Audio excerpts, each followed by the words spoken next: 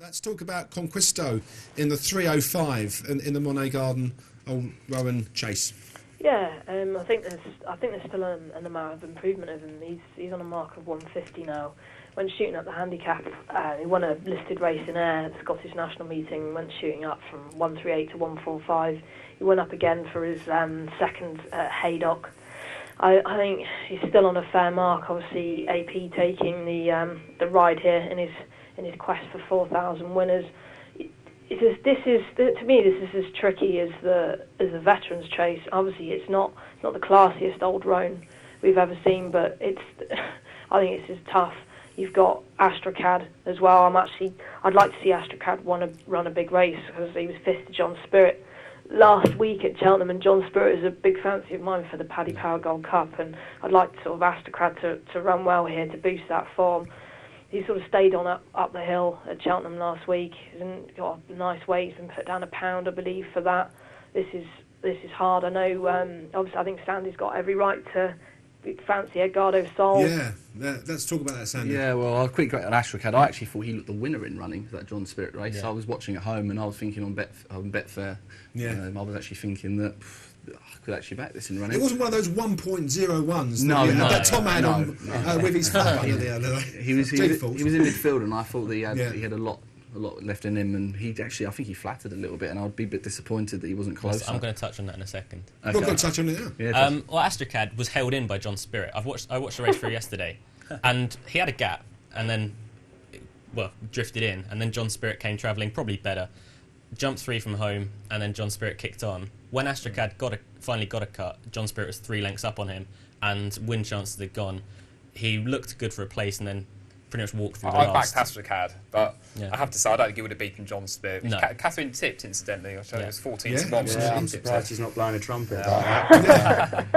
I would be. It was obvious. It was obvious. Really? 5 to 1. It was a cracking price, and obviously well backed. I don't know on your say so, Catherine. Oh but, yeah, I don't think so. everyone listens to you. Sorry, I'd never really said much about Eduardo, so I sort of skipped through it, didn't we?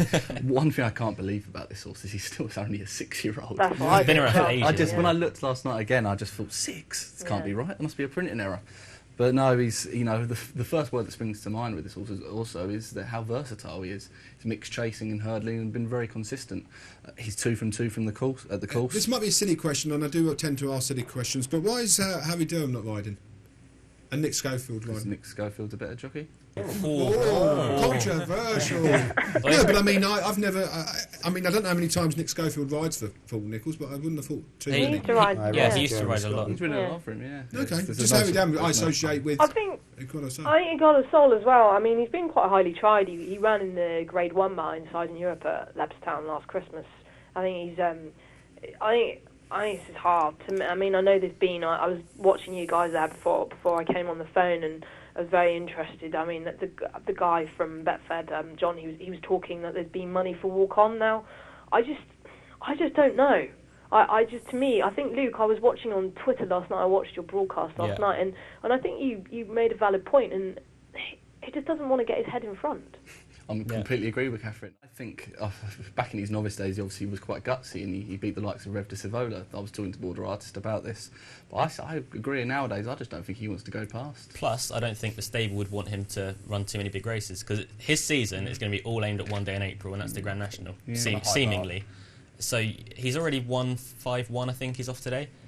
And you don't want too much higher than that. No, you don't. Just on the Grand National, we mentioned the Grand National. I think Saint Tar can win a Grand National in years to come. In what year? So In 2020? I don't know what he's year, only so- People spend ages trying to pick a Grand National when, a week before. Billy's got the winner. What is it, 7 months 2016 before? maybe. So, I have to say, I do So agree one with of him. the bookmakers give you odds on that for if John can give us 2016. some odds from Betfred on that, then I'd be interested. Yeah.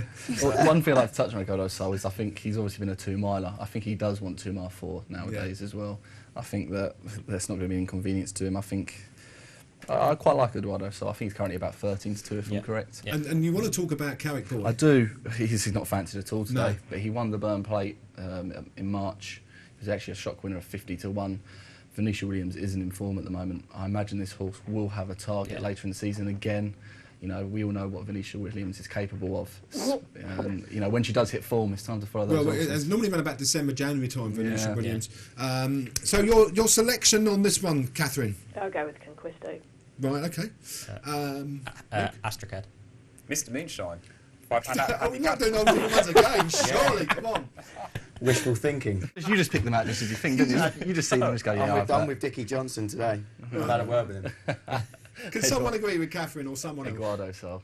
Eduardo. Yeah. Right, okay. Do we go You've got to agree with that. Go on. I agree with you, Catherine. I agree with Thank you. you very As much. a jumping expert, I agree with you. Give us your views. Regal Encore. You're going for 4 to 11, which is great, Catherine. Right, 4 to 9. he's not. I'm not like going to sit here and tip up a 4 to 11 show. I want to talk. I think I'll leave that to Tom. I Go think ahead. this is a lovely little race actually. Regal Encore, obviously second to Bright Hill at the festival, finished 2 places ahead of the Liquidator, who went on to win the Grade 1 bump from Punchestown. The 8th place horse, Union Jews, has won since at Galway. We even saw the 14th place horse from that race, Hello Boston, second to a very good horse called Regal Diamond, who we saw at Cheltenham last week, obviously, at Ayr in April. I think, obviously, prohibitive odds. I'm certainly not going to be backing him. There's also Donna McCain's horse that I'm quite interested in, Salto Chisco. More on his breeding, really, as he's got good form in bumpers so far, but the dam is actually a sister to Dato Star and Ho Invader. I just think, I fully expect Regal Encore to go in, but this is, you have to go with him. Obviously, he's got the highest, he brings the highest level of form to the table, but there's some very interesting types in here. Okay, can we have your 4? Everyone takes a lot of notice of those Fry's fancies, so... I don't think so. They do. After last week, they do. Okay, yeah, 2:30 Aintree, Jamsey Hall, obviously for all the reasons that I'm stating just now. 4:50 at Aintree, shut the front door. It's obviously on my shortlist for the Dewson. Down at Chepstow, 3:35 in the Persian War. Evan Williams' Leonosis. I think he was third in this race last year. Could have won it. Made a horrendous error at the third last. Stamina aplenty. He's from the family of Simply Gifted. He's a novice till the end of this month. He was second to Clondor Kempfer at Haydock. That was a very nice race. They pulled 22 lengths clear of the third horse. I really, really, really like this horse. He was in my notebook all last season.